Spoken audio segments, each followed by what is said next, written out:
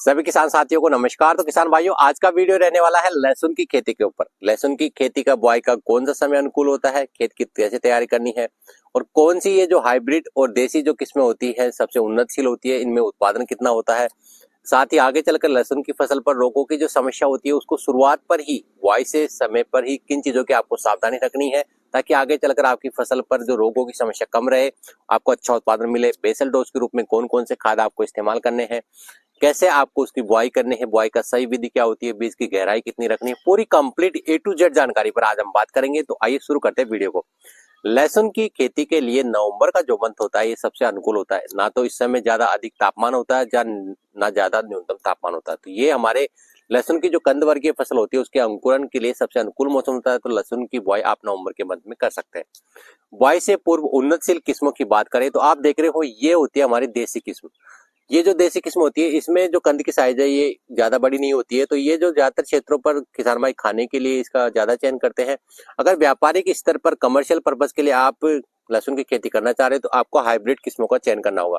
तो हाइब्रिड किस्मों में नंबर 1 वेरायटी की अगर हम बात करें तो यमुना जो सफेद जीवन वेरायटी जो है, इसमें 65 से लेकर 70 क्विंटल का उत्पादन इस वैरायटी में आपको मिलता है। तो इसका चयन आप कर सकते हैं। 150 से 160 दिन के आसपास ये पककर तैयार होती है। अगली उन्नतशील किस्म की बात करें तो यमुना सफेद 3 जो होती है, जिसे G282 वैरायटी के नाम से भी जाना जाता है, ये भी काफी अच्छा उत्पादन देने वाली होती है। इस वैरायटी में 175 से लेकर 200 क्विंटल का प्रति एकड़ का उत्पादन देखा गया है। इसी के साथ में यमुना 4, यमुना 5, कई तरह की जो वैरायटी है यमुना सफेद के नाम से आपको मिलती है। और आप जो मेरे हाथ में देख रहे हैं ये है गोदावरी वैरायटी।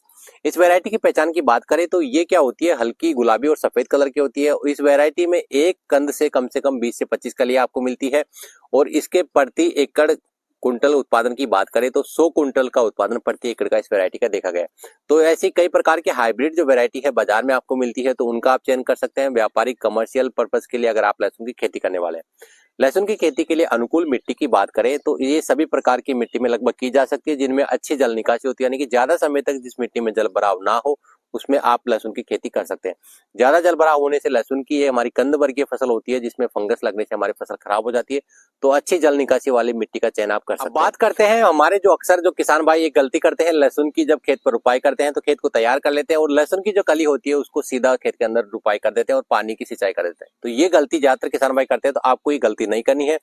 खेत में रुपाई करने से पहले आपको इस कली को कैसे उपचारित करना है और 100% आपको अंकुरण मिले उसके लिए कौन सी विधि आपको इस्तेमाल करनी है। तो आपको इन कलियों को लेना है, लहसुन की कलियां जितनी भी आप खेत पर बुआई करने वाले हैं उन सभी को पानी के अंदर आपको भिगोकर छोड़ देना है 10 से 12 घंटे के लिए।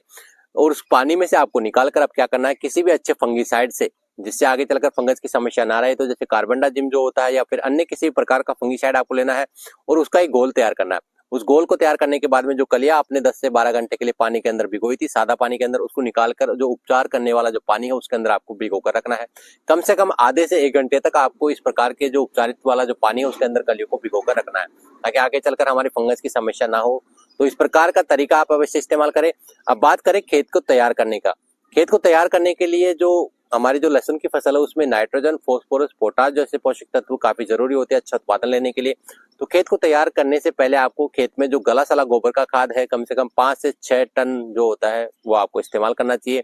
30 किलोग्राम प्रति एकड़ के हिसाब से मात्रा की मैं बात कर रहा हूँ। तो 30 किलोग्राम आपको 5 से 6 टन गोबर का गला सला खाद, 30 किलोग्राम ही आपको लेना है कार्बोफ्यूरॉन। ये आगे चलकर हमारी फसल में कीटों की समस्या से हमें बचाव मिलता है। 2 से 2.5 किलो जो ट्राइकोडर्मा जो होता है जैविक कवकनाशी, वो आपको मिलाना है प्रति एकड़ के हिसाब से। इसी के साथ में आपको 25 किलोग्राम जो डीएपी होता है डाई अमोनियम फॉस्फेट और 50 किलोग्राम पोटास। फॉस्फोरस और पोटास हमारे जो लहसुन की जो कंद की जो साइज को बढ़ाने के लिए, कलियों की जो मोटाई है उसको वजनदार बनाने के लिए काफी जरूरी होता है।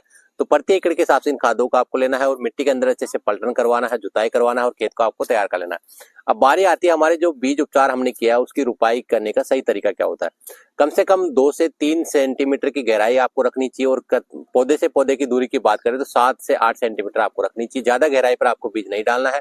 2 से 3 सेंटीमीटर की गहराई आपको रखनी है और उसके बाद में आपको खेत में इसकी रुपाई करने के बाद में आपको हल्की सी सिंचाई कर देनी है। तो इस प्रकार से किसान भाइयों इन तरीकों का, इन वेराइटियों का आप चयन करेंगे तो आपको लहसुन की फसल में साल 2025 में अच्छा बम्पर उत्पादन मिलने वाला है। तो इस जानकारी को अधिक से अधिक किसान मित्रों तक आप शेयर करें। साथ ही लहसुन की खेती से जुड़ी किसी भी प्रकार की अन्य जानकारी अगर आपको चाहिए तो आप हमें कमेंट में संपर्क कर सकते हैं।